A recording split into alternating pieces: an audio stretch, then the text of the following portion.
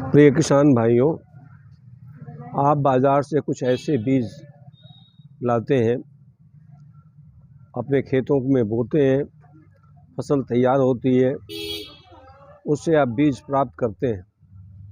परंतु वही बीज जब आप अगले सत्र में बोते हैं तो वह फसल बाँझ हो जाती है, उसमें कोई उत्पादन आपको नहीं मिलता है।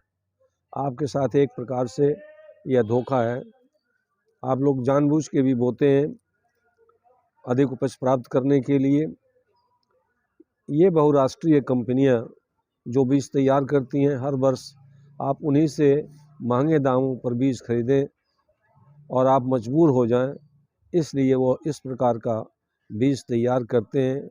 उस पौधे में इस प्रकार का जीन डाल देते हैं या ऐसे रसायनों का प्रयोग कर देते हैं कि वो बीज अगली पीढ़ी में पुनः बीज ना बना सके और वह बाँझ हो जाए। इस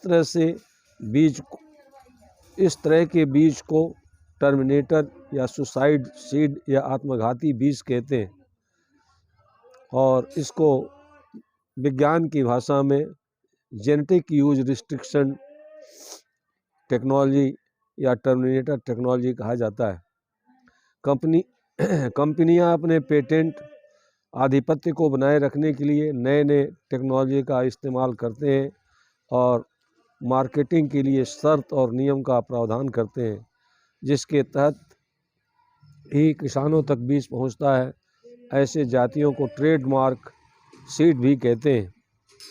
किसानों के विरोध के कारण 2006 में पहले टर्मिनेटर टेक्नोलॉजी वाले बीज का व्यवसायीकरण नहीं हुआ था।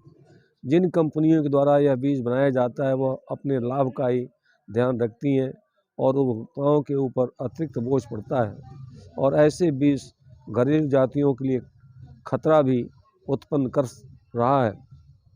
यदि आप ऐसे बीज बोना शुरू कर देंगे तो जो हमारी सदा से चली आ रही जातियां हैं वो समाप्त हो जाएंगी और भी हम लोगों की आत्मनिर्भरता इसी प्रकार के बीजों पर हो जाएगी। कुछ देशों में टर्मिनेटर टेक्नोलॉजी को प्रतिबंधित कर दिया गया है, जिसमें भारतवर्ष और ब्राज़ील का नाम सबसे पहले आता है। आधिकारिक सहमति के अनुसार टर्मिनेटर टेक्नोलॉजी पर अस्थायी प्रबंध होता है। टर्मिनेटर सीड बनाने वाली संस्था के पास ये अधिकार होता है, जिसके कारण कोई भी किसान न दूसरा बीज खरीद सकता है और न उस सीड में किसी टेक्नोलॉजी का प्रयोग कर सकता है। यदि ऐसा वो करता है तो वह बौद्धिक संपदा में हस्तक्षेप करेगा और अपराध करेगा और इन बीजों से सस्टेनेबल फार्मिंग में बाधा उत्पन्न होती है।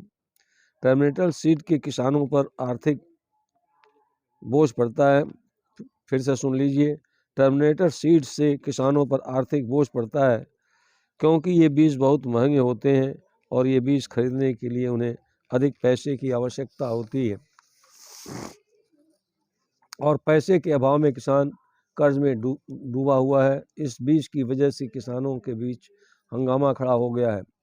इस तरह के बीज में कुछ इस तरह के उत्परिवर्तन हो जाते हैं जिसके प्रयोग से उपभोक्ताओं में बीमारियां हो जाती हैं, इनसे स्वास्थ्य को खतरा हो जाता है। विगत 30 वर्षों से हमारे शोध कार्य हो रहे हैं जो यह बताना चाहते हैं कि modified seed non modified seed से ज़्यादा स्वास्थ्य के लिए खराब नहीं है। मॉडिफाइड जातियों में खास तौर से बीटी वैरायटी में ऐसे प्रोटीन उत्पन्न होते हैं जो पेस्टिसाइड का काम तो करते हैं और इंसेक्ट पेस्ट को मारते हैं। पेस्टिसाइड तो धुल जाते हैं, लेकिन इनके द्वारा उत्पन्न प्रोटीन मानवता के लिए खतरनाक